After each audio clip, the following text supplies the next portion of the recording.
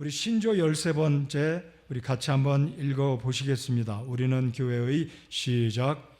우리는 교회의 직분은 목사와 집사뿐이며 이는 남자에 국한됨을 믿는다. 아마 우리 교회를 처음 오셨거나 아니면 우리 교회를 좀 다니신 분들은 우리 교회는 왜 성서침례 교회는 여자 집사가 없을까? 왜 장로나 권사 직분이 없을까? 궁금하게 생각하시는 분이 아마 없지 않아 계실 겁니다. 직답을 드린다면 성경이 그렇게 말씀하고 있기 때문입니다. 이것은 제가 솔직하게 그리고 최선을 다해서 제가 알고 있는 신학적인 모든 것을 동원해서 직답을 드린다면 성경이 두 가지 직분만 말씀하고 있기 때문이다. 그게 제 소신이고 제가 믿는 확신이고 나아가서 우리 성서침례교회와 미국에 있는 근본주의 독립침례교회들이 믿고 있는 우리 믿음의 확신이기 때문에 그렇습니다. 절대로 남녀를 차별하거나 남존여비의 사상이 있어서가 아니다라는 것을 말씀을 드리고 더 자세하게 말씀드리면 하나님의 말씀이 구차하게 될 것 같고 변명하는 것 같아서 직답으로 성경이 그렇다. 제가 그렇게 믿고 있다. 우리 교회가 지금까지 그렇게 믿었고 고수해 오고 있다라는 것입니다. 만약에 우리 교회가 이런 부분에 있어서 조금 마음을 넓게 하고 소위 말해서 타협을 한다는 표현을 써본다면요, 여자 집사를 세우고 장로를 세우고 권사를 세운다면 교회 성장이 훨씬 더 수월하게 이루어질지는 모르겠습니다. 그렇지만 교회 성장을 위해서 하나님께서 명하신 우리 주님께서 정하신 신약 성경의 성경적인 직분을 우리 마음대로 변개하고 세운다면 이것은 하나님이 기뻐하시지 않는다라고 믿기 때문입니다. 여러분, 우리는 신조 앞서서 이미 제가 말씀을 드렸지만 우리 성서침례교회가 믿는 성경에 관한 신조는 성경이 우리 그리스도인의 삶의 최고의 권위다라고 믿기 때문에 성경에서 언급하지 않은 것은 우리가 그대로 준수하고 주님을 섬기는 것이 우리의 신앙이다라고 믿기 때문입니다. 여러분, 그렇게 믿으십니까? 이것은 100년이 가도 안 바뀌어져야 된다고 믿습니다. 여러분, 우리 한국의 여성 목사들이 이미 10,000명을 넘어섰습니다. 특별히 순복음교회 계열의 이 교단들은 정말 여자 목사들이 정말 많아요. 제가 여자를 비하거나 싫어해서나 어떤 차별을 둬서가 아니라 이것은 성경적이 아닌데 라는 마음속에 안타까운 마음을 품어봅니다. 아직까지 보수적인 노선을 취하는 장로교 가운데 예장합동 고신 측, 합신 측은 여자 목사 안수를 금하고 있습니다. 아마 교회를 오래 다니신 분은 미국의 캘리포니아에 있는 새들백 교회와 릭 워렌 목사를 들어보셨을 겁니다. 그 교회가 목적이 이끄는 교회, 목적이 이끄는 어떤 신앙에 대한 책을 썼을 때 굉장한 센세이션을 일으켜서 세계 전역에 굉장히 많은 언어로 번역이 됐는데 그 책에 대해서 지금은 새롭게 이해하는 각도가 있는데요. 2021년에 이 릭 워렌 목사가 이 교회가 남침례 교회입니다. 여자 목사 3명을 안수했는데 미국의 남침례 교단은 총대의원 88%가 새들백 교회는 남침례 교회에서 제명한다. 엄격하게 남침례 교단이 정리를 했습니다. 이에 대해서 항소를 하게 된 릭 워렌 목사는 다시 남침례 교단에 항소를 했지만 여전히 기각되어서 현재까지 릭 워렌 목사와 새들백 교회는 남침례 교단에서 축출된, 그리고 모든 남침례 교단 속한 교회들은 새들백 교회와의 교제를 금지한다라고 법으로 남침례 교회 아무튼 교단에서 이렇게 결정을 한 것을 보면 그래도 남침례 교단은 여자 목사를 세우는 것에 대해서는 아직까지 보수적인 입장을 취하고 있다는 것을 볼 수 있습니다. 우리나라 한국에 있는 남침례 교회에서는 제가 알고 있는 바로는 장로를 세우고 있고요, 권사 인정하고 있고 여자 집사는 물론 많이 세우고 있습니다. 남침례 교단, 우리가 지난주에 말씀을 드렸듯이 우리는 교단이나 교파에 속하지 않은 성경적인 신약, 성경적인 독립 지방적 교회다라는 것을 제가 지난주에 강조했고, 왜 개교회에 속한 그 교회의 멤버십이 중요한지 제가 지난주에 좀 강력하게 설교를 한 것이 기억이 납니다. 그래서 오늘 우리가 믿는 신조 13번째로 우리가 믿는 교회 내 직분은 두 가지밖에 없다라는 것, 목사와 집사 두 가지 직분이고 그것도 남자에 국한된다라는 것을 살펴보면서 이 부분에 대해서 우리 교회는 참 보수적이긴 한데 여성들을 무시한다, 차별한다 이렇게 그런 인간적인 측면으로 접근할 것이 아니라 성경적인 원칙이 어떠한지 성경이 무엇을 말씀하고 있는지 오늘 다시 한번 말씀을 통해서 확고하게 확신하고 목사나 사역자나 우리 집사님들은 하나님께서 명하신 이 목사와 집사의 직무가 무엇인지 본분이 무엇인지 살펴보면서 특별히 우리 집사님들의 아내들도 이 부분에 있어서 남편을 내조를 잘해서 교회를 섬기고 하나님의 성도들을 돌보는 일에 더욱더 우리 마음을 새롭게 하고 오늘 읽은 4장 12절 말씀처럼 교회를 세우고 성도들을 섬기는 그 일에 결국은 그리스도의 몸을 세우는 일에 우리 모두가 다 한마음이 되어서 열심을 품고 주님을 섬기는 우리 교회가 되기를 바랍니다. 자, 이제 본론으로 들어가겠습니다. 오늘 제가 여러분들과 함께 네 가지를 살펴볼 텐데요. 네 가지 대지 주보에 제가 적어두었습니다. 첫 번째는 성경이 제시하고 있는 교회의 두 가지 직분, 목사와 집사 두 직분뿐입니다. 그리고 강조하지만 남자에 국한됩니다. 자, 이 남자에 국한된 직분을 두 가지를 주신 것은 하나님께서 교회의 영적인 질서와 성경적인 지도력을 하나님께서 분명히 세우시고자 합니다라고 저는 그렇게 믿고 이해를 합니다. 권사에 대해서 잠깐 말씀을 드려보면요, 저희 교회 여자 집사도 없을 뿐만 아니라 권사라는 직분은 더더욱이 없습니다. 이 권사라는 직분은 본래가 성경에 권사 이 말 자체가 없습니다. 제가 알고 있는 한 바나바를 가리켜서 인커리지한다, 성도들을 권면한다, 그래서 그의 별명을 권위자, 아마 거기에서 비롯되었는지 미국에 있는 감리교단에서 권사를 최초로 세웠습니다. 권고하는 사람, 권면하는 사람. 그래서 이 권고, 권사, 권면이라는 의미는 좋지 않은 측면에서 훈계하는 측면뿐만 아니라 좋은 일을 권면해주는 성도들을 격려하는 측면에서 아마 바나바를 통해서 비롯되지 않았을까 생각되지만은요, 이 권사라는 직분, 교회 직분은 성경에서 언급한 것이 아니다. 근데 한국에서는 미국에 있는 이 감리교회에서 권사라는 직분을 만들자 한국의 감리교회도 이 직분을 도입했고 장로교회에서도 이 권사라는 직분을 여성 성도들에게 세워서 권사라는 직분이 있습니다. 교단에 따라 어떤 교단은 남자에게도 권사 직분을 줍니다. 제가 알기로는 감리교회에서 남자 권사가 있습니다. 그래서 장로 직분과 거의 동급의 연세가 많이 드신 여성도들에게 권사 직분을 주게 되는데, 다시 말씀드리면 권사라는 직분 자체는 성경에 없는 직분이다라는 것을 다시 한번 명확하게 말씀을 드립니다.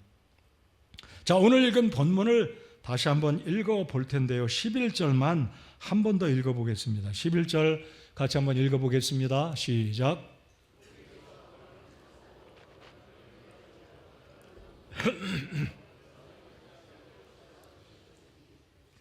자, 여기에 보시면 11절에 보시면 문맥상으로 볼 때 바울 사도는 에베소 교회 직분을 이야기한다기보다는 직분도 포함되지만 은사를 이야기하고 있습니다. 정확하게 말씀드리면 로마서 12장, 고린도전서 14장, 그리고 베드로전서에도 은사를 이야기하는데 지금 에베소 교회의 은사를 설명하면서 교회에 하나님께서 허용하신 당시 바울 사도가 에베소서를 써서 보낼 당시입니다. 주 1세기경에 교회에 존재하고 있던 직분 또는 은사 가운데 사도, 그리고 대언자, 더러는 복음 전도자, 더러는 목사 겸 교사로 주셨으니 5가지 직책을 언급합니다. 자, 그러면 이 앞에 언급한 2가지 직분, 2가지 은사는 오늘날 존재하지 않는다라고 말씀을 드립니다. 첫째, 사도. 사도는 12사람에게 국한되어진 사도 시대가 지날 때 사도들은 다 죽었기 때문에 사도가 다른 사람들에게 계승되어져서 물려줄 수 있는 이 직분이나 은사가 아니다라는 거예요. 특별히 예수님이 세우신 12사도 바울을 포함해서 이 사도란 이 직분은 1세기가 지나면서 사도들이 다 죽으면서 사도라는 은사 또는 사도란 직분은 사라졌다. 이게 성경적입니다. 이것은 장로교 사람들도 인정하지만 간혹 가다가 약간 이상한 신앙을 갖고 있는 사람들은 사도들이 여전히 이 직분은 인계, 후계, 계승되어진다. 잘못된 것입니다. 사도는 오늘날 존재하지 않습니다. 자, 그러면 두 번째로 언급한 대언자. 대언자는 선지자라고 볼 수 있는데요. 대언자 역시 오늘날 존재하지 않는 은사이고 이런 대언자들은 존재하지 않는다라고 우리 믿습니다. 왜입니까? 첫째는 성경이 완성되었기 때문에. 여러분 히브리서 11장 1절에도 명확하게 언급되어 있습니다. 하나님께서 성경이 완성되기 전까지 예수 그리스도께서 사람의 몸을 입고 이 땅에 오셔서 하나님의 말씀을 직접 증거하시기 전까지는 때로는 꿈을 통해 대언자를 통해 환상을 통해 선지자를 통해 여러 가지 모양으로 우리에게 말씀해 주심으로 계시를 전달하셨습니다. 그것이 하나님과 우리와의 커뮤니케이션이었습니다. 그러나 성경이 완성된 직후로는 더 이상 대언자도 선지자도 활동이 멈췄고 존재하지도 않고 우리는 그렇게 믿지 않는 것, 성경만이 완벽한 66권 계시다라고 믿기 때문에 오늘날 교회는 더 이상 사도나 대언자의 은사도 그런 이런 사람들도 존재하지 않는다라고 믿습니다. 자, 그러면 5가지 직책 은사 가운데 복음 전도자, 여러분 성경에 사실 전도사라는 직분은 없습니다. 그런 명칭이 없지만 헬라어 원어로 접근해 볼 때 복음 전도자, 유앙겔리온이 복음이라는 뜻인데 그와 유사한 헬라어 단어를 보면 복음 전도자, 이런 측면에서 우리가 전도사 직분을 주고 하나님의 사역을 위해서 부름받은 사람들을 목사 안수 받기 전까지 전도자 또는 전도사라고 부르거나 또는 해외에서 사역하는 분들은 선교사라고 부르는 것입니다. 자, 그러니까 복음 전도자 성경적인 직분이고 오늘날도 존재하는 하나님의 일꾼들을 그렇게 부를 수 있습니다. 그 다음에 목사 겸 교사. 자, 여기서 목사 겸 교사라는 이 단어를 보면 제가 영어 성경을 일부러 보았습니다. Pastor and Deacon 이렇게 표현된 게 아니라 Pastor and Teacher. 그러니까 모든 교사는 목사가 아니지만 목사는 기능적인 측면에서 목사이기도 하고 교사의 역할, 직무를 감당하는 것이 목사요, 교사, 그렇게 표시됐다라는 거예요. 자, 우리 교회 교사들 많이 계시잖아요. 지금도 중고등부 그리고 성경학교에서 교사로 섬기고 있습니다. 그러니까 모든 교사는 목사가 아니지만 목사는 하나님 말씀을 잘 가르치는 책임을 가지고 그런 은사를 부여받고 두 가지 기능을 하는 것이 목사다라고 말씀을 하고 있습니다.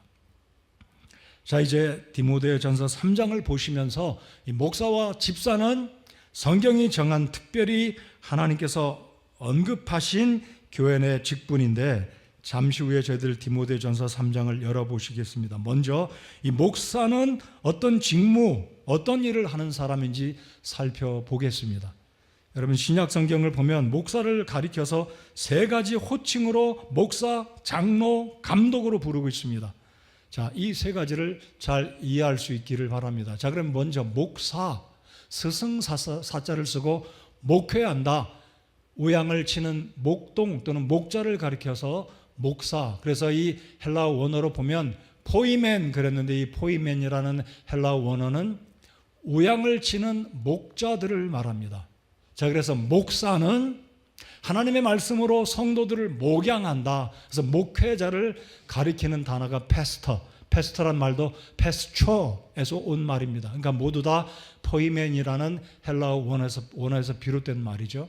자, 그러면 목사를 가리켜서 성경에서는 장로라고 하는데요. 이 장로는 프레스비테로스라는 이 말에서 영어 프리스베테리언, 장로 교단을 그렇게 이 헬라어 원에서 나온 말을 가지고 영어에서는 장로교회라고 하는데요. 사실 이 장로란 말은 오늘날 장로교회에서 안수받고 하나님의 사역을 위해서 말씀을 전하는 목회를 위해서 일평생 소명받고 일하는 사람들을 장로교회에서는 장로로 세우지 않습니다. 단지 어느 정도 교회에서 영향력이 있고 섬길 수 있는 그런 분들을 장로로 세우는데, 사실 성경에 언급된 장로는 장로교회의 장로가 아닙니다. 그렇기 때문에 우리 성심에서는 장로교에서 인정하는 그런 개념의 장로를 세우지 않는 것입니다.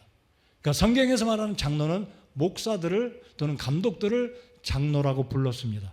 여러분, 성경을 면밀히 잘 살펴보시면 이 장로가 누구인지 이해가 가실 것입니다. 제가 몇 가지 신약 성경의 그 사례를 한번 말씀드려 보겠습니다. 바울 사도는 오늘 우리가 본문으로 읽은 이 에베소서를 기록해서 보냈는데요, 바울 사도가 에베소에서 3년간 목회를 하고 이제 로마로 가기 위해서 예루살렘으로 내려가게 되는데, 이 에베소를 떠나기 직전에 밀레도라는 곳에서 바울 사도가 구령했고 가르쳤던 제자 목사들을 다 불러서 마지막 집회를 하게 되는데, 성경 사도행전 20장을 보면 장로들을 다 초청해서 마지막 고별 설교를 합니다. 그들이 바로 장로들이었는데, 그들이 바로 에베소 지역에 두루 흩어져서 목회하고 있던 목회자들을 가리켜서 에베소서 이 사도행전 20장에는 장로들이다라고 표현하고 있습니다. 또한 디모데전서 5장 19절을 보면 바울은 그의 믿음의 아들에게, 디모데에게 이르기를 내가 장로회에서 안수받은 것을 기억하고 목회를 열심히 잘 감당하거라 라는 측면으로 디모데를 상기시켜 줄 때 내가 장로회에서 안수받았다. 그러니까 선배 목사들로부터 내가 안수를 받고 목사가 되었으니 목사 안수 받을 때 내가 받았던 그 사명과 결심을 단단히 하고 목회에 충성된 목회자가 되거라 라는 측면으로 바울 사도는 디모데에게 장로회다라는 것을 언급하고 있습니다. 그래서 디모데전서 4장 14절에서 그 구절을 볼 수 있고요. 또한 베드로와 사도 요한은 나이가 많이 들었던 그들의 노년기에 자신들을 가리켜 장로된 나라고 표현하고 있습니다. 그러니까 사도는 장로였고 또 일부 장로는 모두가 사도는 아니었습니다. 제가 방금 말씀드렸듯이 모든 목사들은 교사일 수 있지만, 모든 목사들이 장로일 수 있지만 사도는 아닙니다. 그러나 사도 요한과 이 베드로는 그가 연로했을 때 요한의 2서 그리고 베드로전서 5장에 보면 자기를 가리켜 장로다라고 이야기하고 있다는 것. 그렇기 때문에 성경에 나온 목사와 장로는 동일한 사람을 가리키지만 기능이 다른 것을 의미한다. 자, 세 번째, 감독을 살펴보겠습니다. 감독은 오늘날도 에피스코펄 교회가 있어요. 비숍이라고 부릅니다. 오늘날 감리교회 감독이 있어요. 감리교회 감독은 아무나 안 됩니다.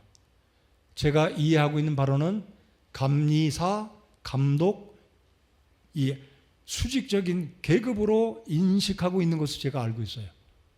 그런데 성경에 나오는 감독은 계급이나 수직적인 어떤 권위의 차이가 있기 때문에 목사, 장로, 감독이 아니라 동일한 사람이지만 성경은 그들이 이 하나님이 주신 목회자 사역을 감당하기에 적합한 기능적인 측면으로 목사다, 장로다, 감독으로 호칭을 달리하신 것이지 이것이 수직적인 계급이나 능력의 차이가 있어서가 아니다라는 겁니다. 자, 그래서 감독은 헬라어 원문으로 보면 에피스코페이, 그래서 이 단어에서 영어 에피스코펄이 나왔습니다. 오늘 이 시대에도 에피스코펄이라는 교회들이 있어요. 그래서 비숍, 감독이라고 부르는데 말 그대로 장로는 연장자인 목회자가 교회를 치리하는 측면의 장로이고요. 감독은 말 그대로 교회를 오버시어, 감독하는 그 기능을 하는 목사를 일컬어 성경에서 감독이다라고 표현했습니다.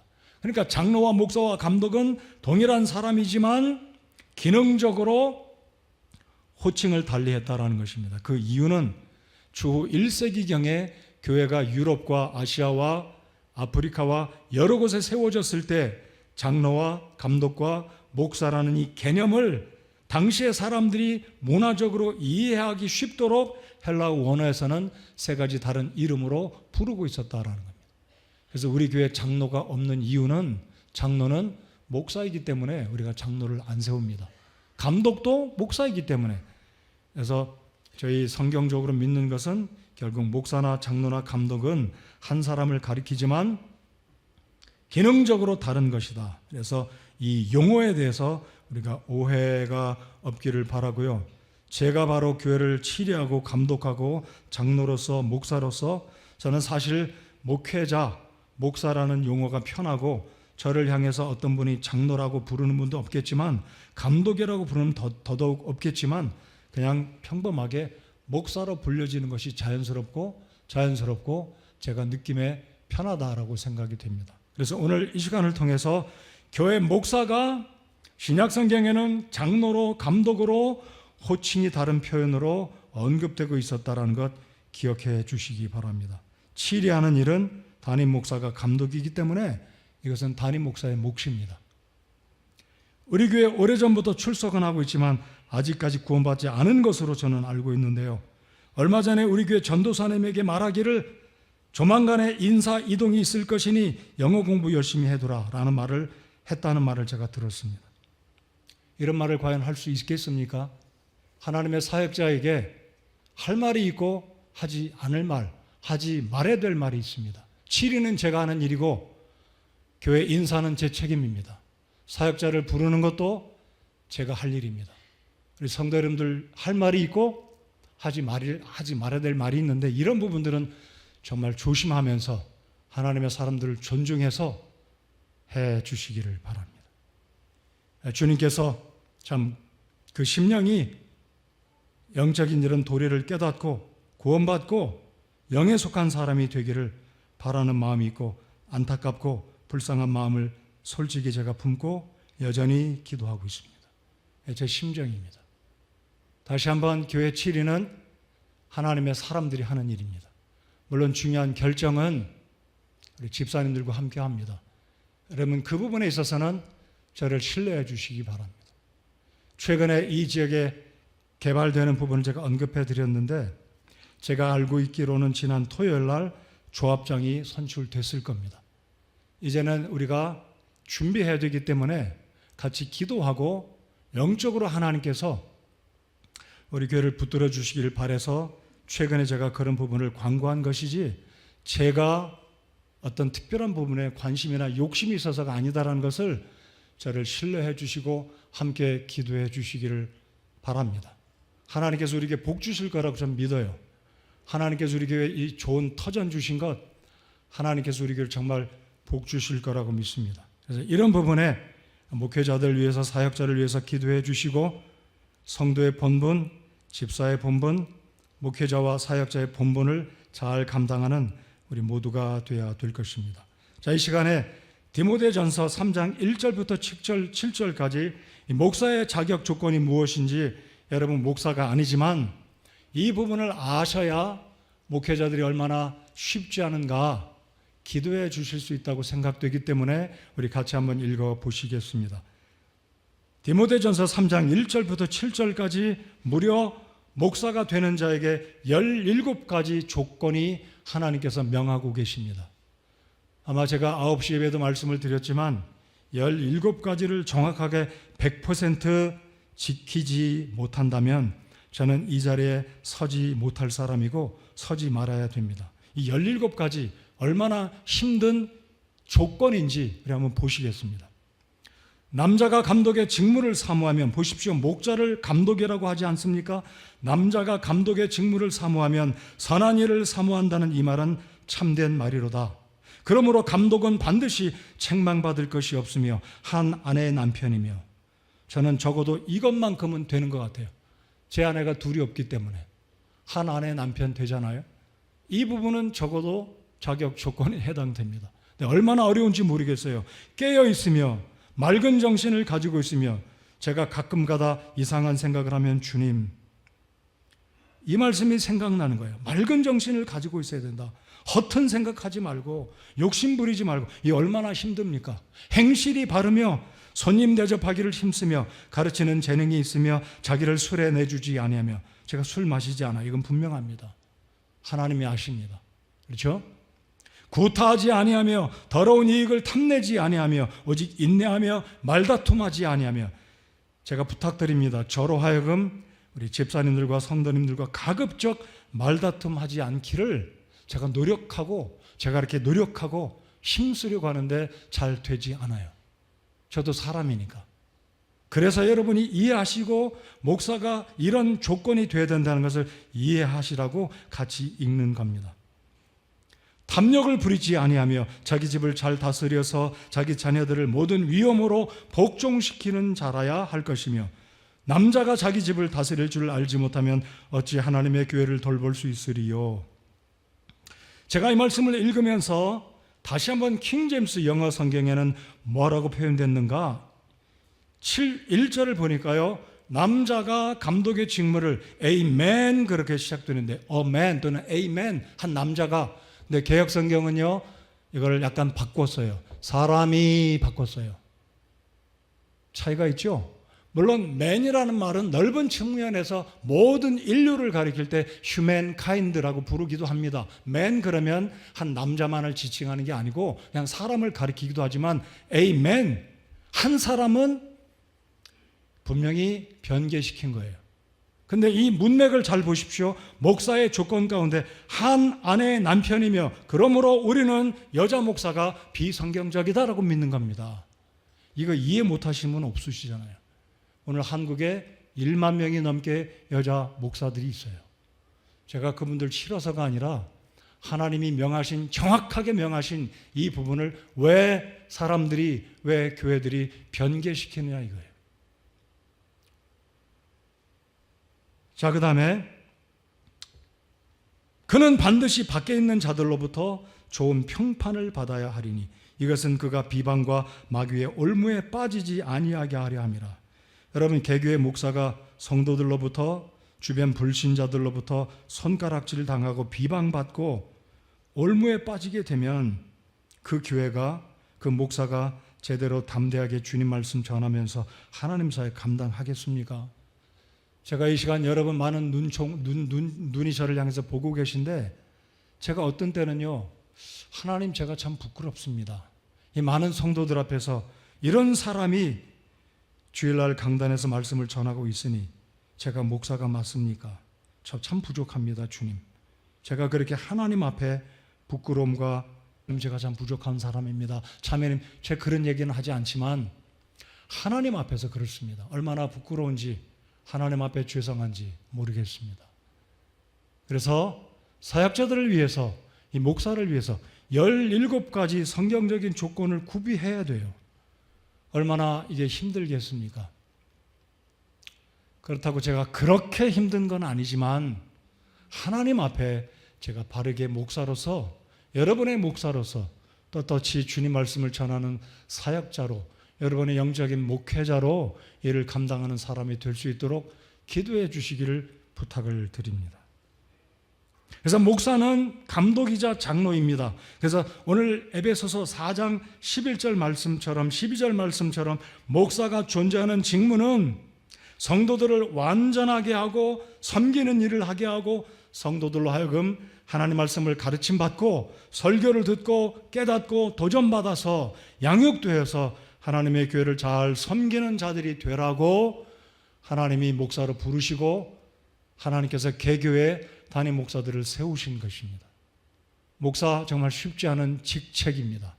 그 직무 정말 어렵습니다. 기도해 주시기를 다시 한번 부탁드립니다.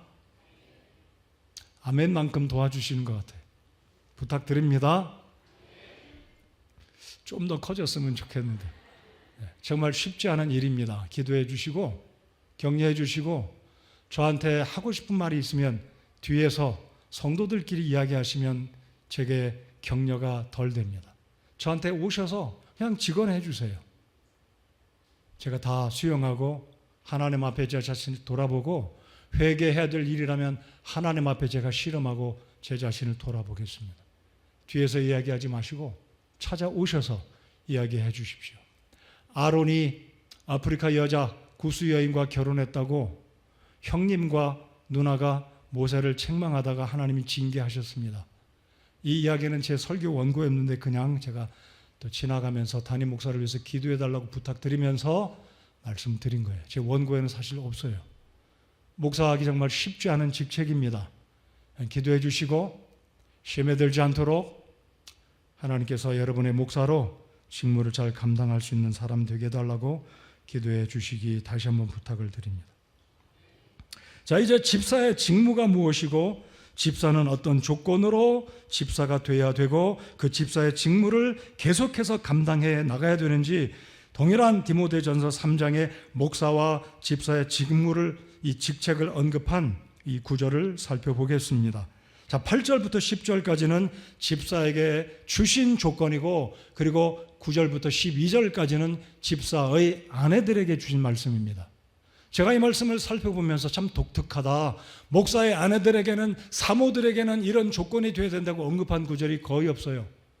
근데 집사의 아내들은 이러해야 된다라고 하나님이 말씀하고 계세요. 우리 집사님 아내들 오늘 이 말씀 아시겠지만 다시 한번 내가 집사의 아내이구나. 집사의 아내는 이러해야 되구나. 다시 한번 잘 마음속에 뼛속에 깊이 새기시고 집사의 아내들로서의 그 직무와 본분을 감당해야 되겠다라고 생각이 됩니다. 자, 먼저 집사라는 이 직분을 생각해 보겠습니다. 이 집사란 말은 사실 순수한 우리 한국말입니다. 한국말이에요. 그 인터넷 위키백과에서 제가 집사라는 단어를 쳐보니까 일반적으로 사물을 관할하는 자를 의미하며 고위 인물이나 집이나 사찰에서 가사나 사물을 도맡는 사람을 집사라고 부른다라고 위키백과에서 우리말 집사를 설명했습니다.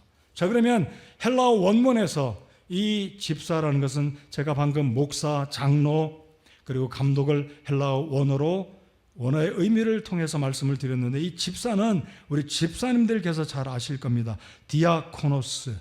디아코노스인데 이 디아코노스 D로 시작되는 이 발음이 영어의 D 발음으로 돼서 디컨, D-E-C-O-N. 그래서 헬라어 카파와 D, 델타 이 두 글자가 연합돼 조합이 돼서 영어 단어 디콘이 됐습니다. 디콘은 말 그대로 섬기는 자예요. 식사 시중을 드는 자, 주인의 종 또는 임금의 사환들, 이게 신약 성경의 디아코노스 집사의 원래의 의미입니다. 그러니까 목사나 집사나 성도들을 섬기고 성도들의 신앙의 성장을 위해서 돕는 자들이 목사와 집사의 본분이라는 겁니다. 이게 감투가 아니고 명예도 아니고 굉장히 사람들 앞에서 힘주고 권위를 부리는 그런 지위가 아니다라는 겁니다. 목사나 사역자나 집사들은 주님의 몸된 교회들을 섬기라고 주님이 세워주신 두 개의 직분이다라는 겁니다. 이 직분의 배경에 대해서는 우리가 잘 아는 대로 사도행전 6장이 어찌 보면 고전적인 어떤 클래시컬한 집사의 직무를, 목사의 직무를 전형적으로 보여주는 장이 사도행전 6장이다라고 우리가 믿고 있습니다. 사도행전 6장을 열지는 않으시지만 잠시 제가 배경을 설명드리면 사도행전 2장에서 예루살렘 교회가 갑자기 3,000명이 구원받고 5,000명이 구원받고 1만 명이 넘어가는 급격한 폭발적인 성장을 합니다. 그 당시에는 예배당이 없었습니다. 단지 성도들이 모여서 예배를 하게 되는데 그 수많은 성도들 가운데 과부가 있게 되는데 과부를 구제해야 되는데 이 사도들이 과부들을 구제하다 보니까 눈코뜰 새가 없는 겁니다. 그래서 사도들이 할 수 없이 교회에 제안하기를 여러분 가운데 평판이 좋고 믿음이 있고 지혜가 있고 성령으로 충만한 믿음의 사람 7을 추천하시오.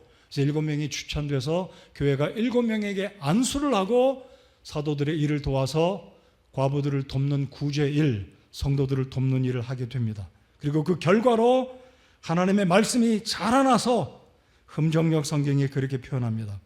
사도들의 바쁜 일들을 7사람이 도왔기 때문에 하나님의 말씀이 자라서 예루살렘 교회가 하나님이 복 주셔서 세상에 알려지게 되고 제자들의 수가 더해졌더라 라고 말씀합니다. 자, 그런데 제가 이 사도행전 6장에 나오는 이분들이 7명이 집사다라고 단언할 수 없는 것이요, 그 7명을 사도행전 6장 자체에서는 집사라는 말을 사용하지 않고 있습니다.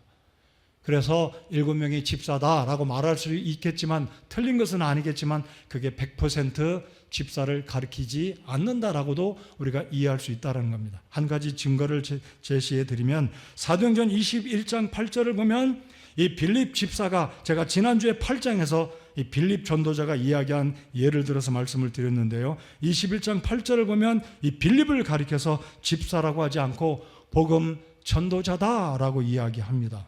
헬라어 단어를 보면 그 집사가 아니라 디아코노스라고 부르지 않고 에반겔리온, 에반겔리카 그런 헬라어 의미에서 전도자다라는 측면으로 그래서 흠정역 성경도 21장 8절에서는 빌립을 가리켜서 전도자다라고 이야기합니다. 아무튼 참조가 되시기 바라고요. 사도행전 6장에 나온 7명을 집사다라고 부른다고 해서 틀린 것도 아니다. 그냥 그렇게 기억하시고 반드시 그분들이 집사다라고 또 단언할 수도 있는 것은 아니다라는 것 참조하시고 아무튼 이들이 교회 일꾼으로 세워진 것이 핵심이고 이들이 사역자들, 사도들을 도와서 성도들을 구제하고 돕는 그 일에 사도들이 기도하고 말씀 전하는 일에 전념했을 때 교회가 부흥하게 되었다라는 것. 자, 이제 디모데전서 3장 8절부터 10절까지 그리고 11절, 12절 집사와 집사의 아내들에게 성경이 제시하고 있는 본분이 무엇인지 말씀을 한번 보겠습니다. 자, 8절부터 12절까지 제가 읽겠습니다. 자, 스크린에 있는 말씀들 한번 보시기 바랍니다. 여기에 동그라미 숫자 7을 적어 두었는데 9가지가 맞을 거예요. 왜냐하면 7절까지가 그렇고 그 다음에 10절, 11절, 12절에 아내들의 조건까지 제시하고 있기 때문에 넓은 측면에서 보면 이 집사의 조건은 7가지를 넘어서 19가지가 된다. 우리 한번 읽어보겠습니다. 먼저 이제 8절부터 제가 읽겠습니다. 이와 같이 집사들도 반드시 신중하며 한 입으로 두말하지 아니하며 자기를 많은 술에 내주지 아니하며 더러운 이익을 탐내지 아니하며 순수한 양심 속에 믿음의 신비를 간직한 자라야 할지니라. 이 사람들도 먼저 시험해보고 그 뒤에 책망받을 것이 없는 것으로 드러나면 그들이 집사의 직무를 수행하게 할지니라. 이와 같이 그들의 아내들도 반드시 신중하며 헐뜯는 자가 되지 아니하며 맑은 정신을 가지고 있으며 모든 일에서 신실한 자라야 할지니라. 집사들은 한 아내의 남편이 되어 자기 자녀들과 자기 집을 잘 다스릴지니라. 집사의 조건이 선행적인 성경적인 조건이 이렇다죠. 여러분, 세상적인 조건으로 집사가 되려면 성도의 어떤 교회의 직분자가 되려면 사장님이고 돈 많고 부자고 학벌도 좋고 이런 게 세상적인 기준이 될지 모르겠지만은요, 또 어떤 교회에서는 그렇게 교회 직분을 줄지는 모르겠지만은요, 우리 교회는 철저하게 성경적인 이 원리, 디모데전서 3장 1절에서 7절까지 목사의 조건, 8절에서 10절까지 집사의 조건, 그리고 11절, 12절 집사들의 아내들까지, 특별히 아내들은 신중해야 됩니다. 그러니까 집사의 조건 가운데 첫 번째가 신중해야 된다. 동일합니다. 헐뜯는 자가 되지 아니하며, 우리 집사님, 아내분들 이 말씀을 유념하시기 바랍니다. 맑은 정신을 가지고 있어야 된다. 그리고 신실한 자라야 할지니라. 집사들은 한 아내의 남편이 되며, 자 보십시오. 교회 집사는 분명히 한 아내의 남편, 남자입니다.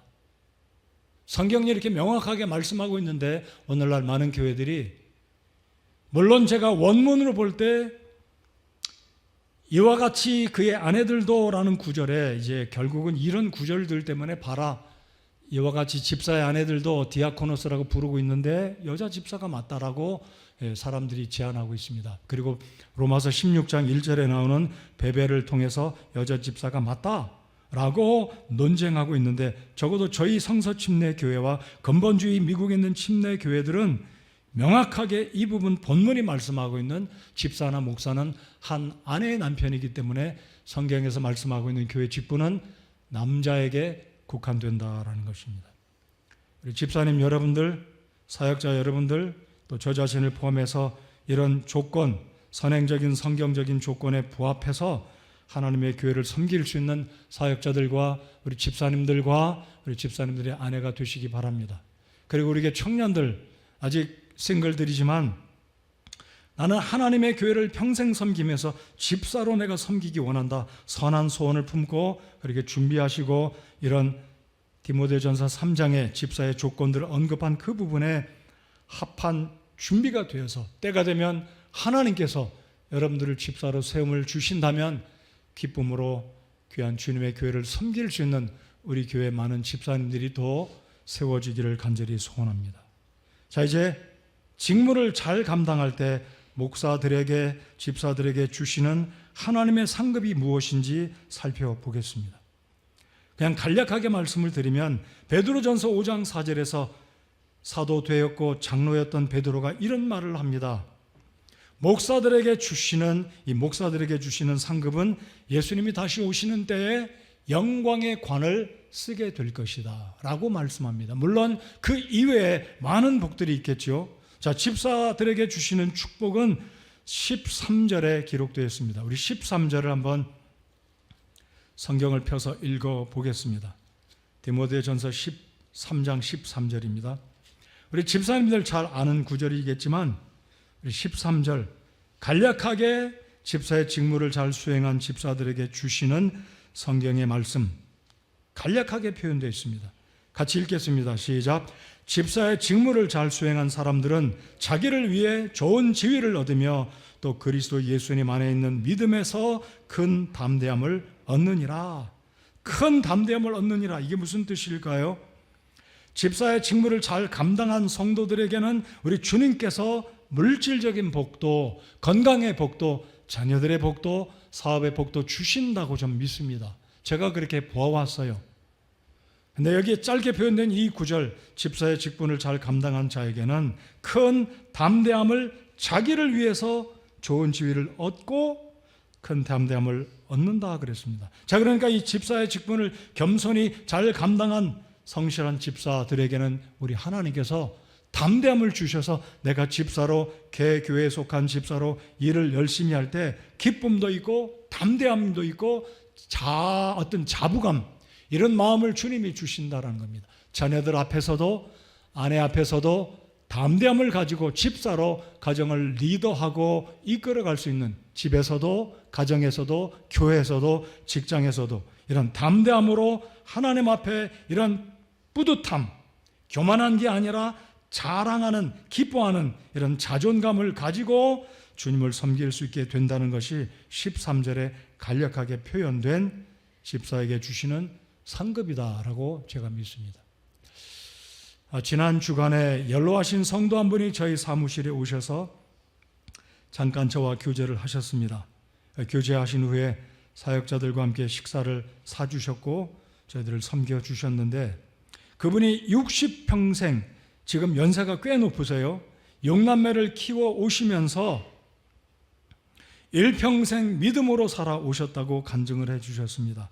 두 분이 가정을 이루었는데 정말 가난하게 힘들게 살아오셨는데 지금 손자, 손녀, 증손자, 증손녀까지 50명을 이뤘답니다. 여러분, 증손자 보는 거 정말 쉽지 않은 일입니다. 저희 교회 연세 높으신 집사님들 그런 복들을 누리기를 제가 바랍니다. 증손자, 증손녀 보시는. 근데 50명을 이뤘답니다. 근데 이분이 저에게 하시는 말씀이, 첫째가 아들이고 나머지 5딸을 두셨는데 며느리 1분, 사위 5분을 뒀는데 집에 모임이 있을 때마다 늘 자식들에게 당부하시는 말씀이, 얘들아, 너희들이 속한 교회 목사님이 특별하게 성적으로, 교리적으로 문제가 없는 한 목사님의 뜻을 도와드리고 적극적으로 목사님을 지지하고 목사님을 도와드리거라, 늘 당부를 하신답니다. 그리고 당신 스스로도 그렇게 수십 년간 교회를 섬기셨는데 하나님이 건강의 복 주셨고 자녀들의 복 주셨고 사위들 가운데는 사업을 잘해서 굉장한 하나님의 그 윤택함을 누리는 자손들의 복을, 그 보고 있는 간증을 저한테 하실 때 제가 그런 생각이 마음속에 들었습니다. 저도 아들들 셋을 키우고 있지만 저나 제 아내나 평상시 우리 아들들이 아버지가 목사이긴 하지만 저희들이 이르는 게 있습니다. 너희들 앞으로 우리가 목회를 은퇴하고 우리가 어디로 가면 너희들 이 교회에 있기가 쉽지 않겠지만 너희들이 섬기는 너희 목사들에게 존중하고 말씀 잘 듣고 목사님을 도와드리는 성도가 되어야 된다. 그렇게 할 때 하나님이 기뻐하시고 복 주신다는 것을 저도 믿고, 제가 이렇게 구원받고 50년 넘게 지금까지 하나님의 일을 하면서 하나님을 잘 섬기는 신실하신 성도님들, 그런 집사님들 보아왔기 때문에 오늘 우리가 교회 직분의 목사와 집사의 직분을 언급드리면서 우리 성도 여러분들도 하나님 앞에 그런 복을 받기를 정말 바라서 여러분의 목사로 여러분들 복받는 성도들이 되기를 바라는 마음으로 당부의 말씀을 드리는 겁니다. 그런 성도들이 되시기를 바랍니다. 그래서 우리 상서침례교회가 믿는 이 질서, 하나님이 세우신 리더십은 이제 마지막 네 번째로, 왜 하나님은 남자 목사, 남자 집사를 세우셨는가? 이 부분은 구체적으로 말씀드리면 가정에서도 남편이, 가정에서도 아버지가 리더이고 교회에서도 남자들 직분자가 리더로 주님의 교회를 섬기는 것이 하나님의 창조의 원리이고 성경적인 원칙이다라는 것을 오늘 창세기 2장 3장을 살펴보면서 말씀의 결론을 맺겠습니다. 자, 그러면 하나님이 세우신 이 교회 두 가지 직분밖에 없습니다. 이 부분에 대해서 더 이상 왜 우리는 여자 권사, 여자 집사 이런 게 없느냐라고 궁금해하지 마시고, 성경이 그러니까 우리 성서침례교회는 성경적으로 믿기 때문이다라고 명확하게, 아주 클리어하게 정리가 되어지시기를 바랍니다. 자, 창세기 2장에 있는 말씀을 먼저 드려보겠습니다. 여러분, 창세기 2장을 보면 아담과 하와가 창조될 때 순서는 아담이 먼저 지음받았습니다. 그리고 창세기 3장은 제가 아는 한 아직까지 하와에 대한 언급이 별로 없어요.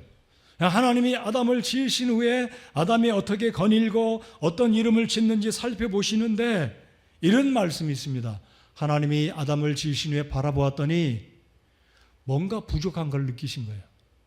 외롭게 독초하는 모습을 보시고 돕는 배필을 줘야 되겠다. 하나님이 그래서 뒤늦게 아담이 지음받은 지 며칠이 지났는지 모르겠습니다. 몇 달이 지났는지 모르겠습니다. 그러나 오래 되지는 않았으리라 제가 봅니다. 자, 그런데 아담이 지음받았을 때는 하와를 돕는 배필로 조력자로 만들어 주셨습니다.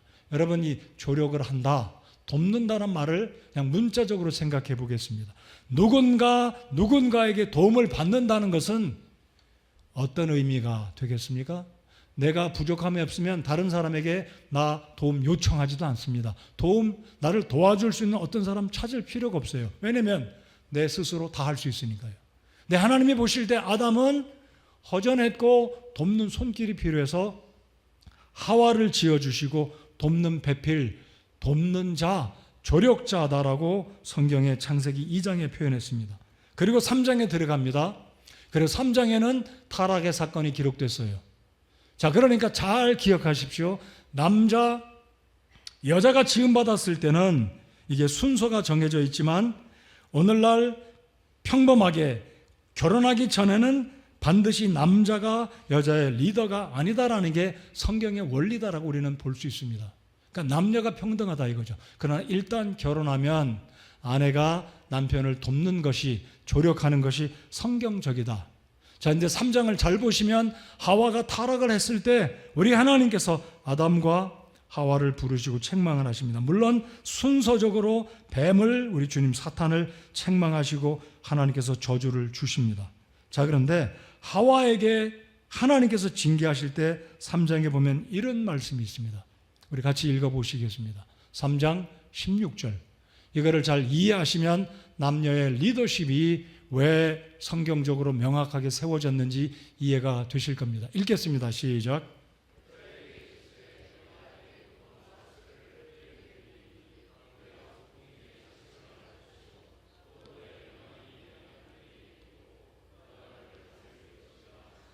성경 어디에도 남자가 반드시 여자를 다스려야 된다는 법이 없습니다. 그러나 결혼한 사람들에게 있어서는 남편과 아내가 있을 때 하나님은 분명히 신약에서도 말씀하고 있고 창세기 3장 타락한 이후에 직후에 하나님께서 두 번째로 지음받은 하와에게 징계하시기를 아이를 낳을 때 해산하는 고통이 있을 것이고 그 다음에 너의 열망이 내 남편에게 있겠고 남편을 사모해야 된다는 겁니다. 그리고 아내는 남편의 다스림을 받는 것이 성경적인 리더십의 원칙이다라는 거예요. 이게 창세기 3장에 타락한 이후에 주님이 정해 주셨습니다. 그렇기 때문에 우리가 성경적으로 믿는 부부의 리더십은 아내가 아무리 출중하고 리더십이 있고 외형적이고 사회적으로도 지위가 높을지라도, 아니 수입이 높을지라도 성경적인 원리는 절대로 아내는 남편을 사모하고 열망하고 남편이 아내를 다스리는 것이 성경적입니다. 우리 아내 되신 여러분들 믿으십니까? 이게 성경적이에요.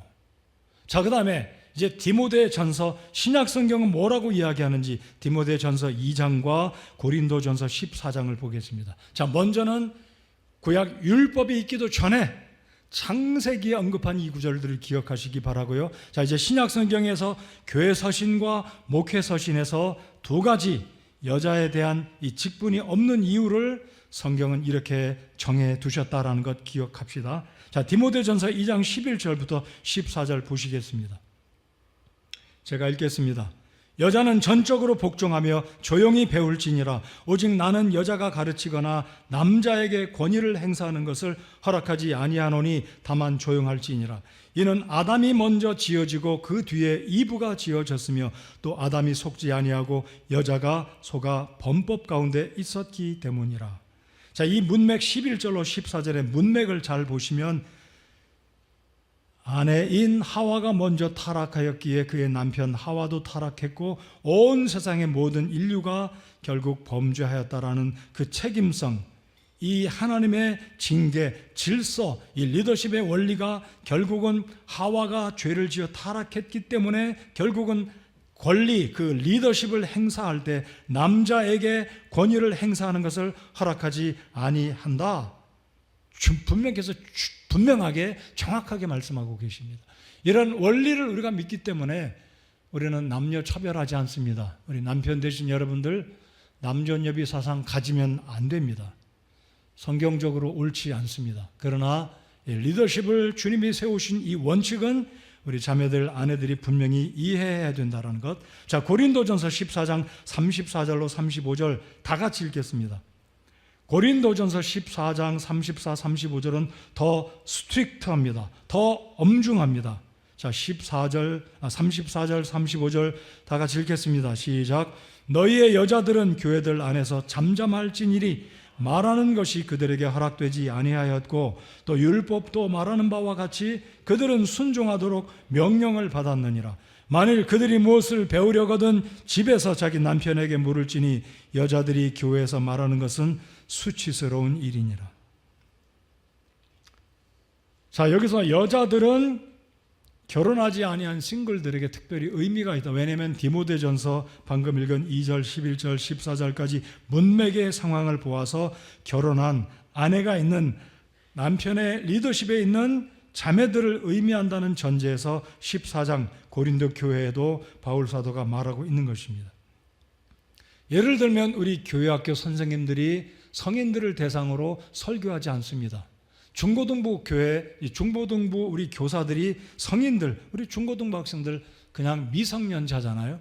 그래서 우리가 성서적으로 교회 안에서 리더십을 행사하는 이 집사의 직책이라는 이것은 결혼하지 아니한 이 미성년자들을 가르칠 때는 우리 교회 성인 자매들도 결혼한 이 부인 자매들도 교회 학교에서는 아이들을 가르칠 수 있다는 것이 성경적입니다. 그러나 일단 결혼을 한 이 배우자를 둔 부인된 자매들은 교회라는 공동체에서 회중을 향해서 설교하다 보면 이 중에는 남편들이 많이 있을 거 아니에요.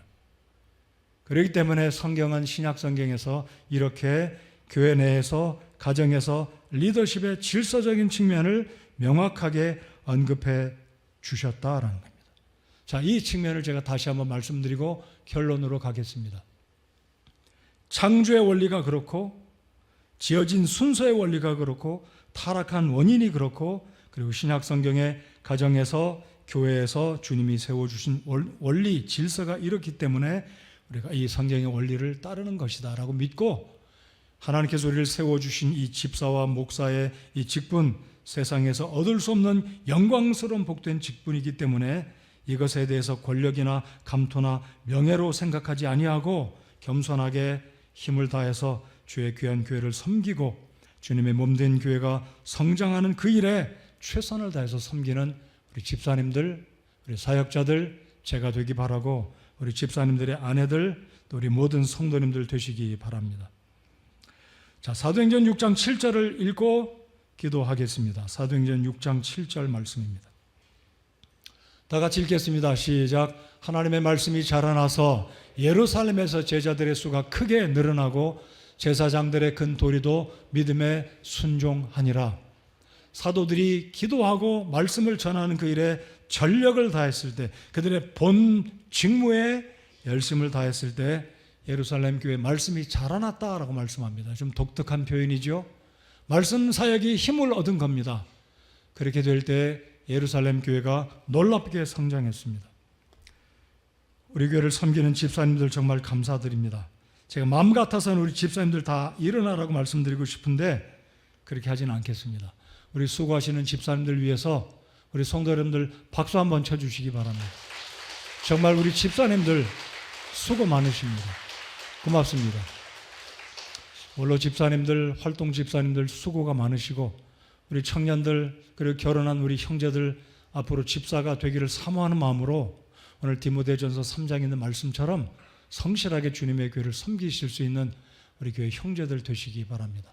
다 같이 일어나서 우리 찬송하겠습니다.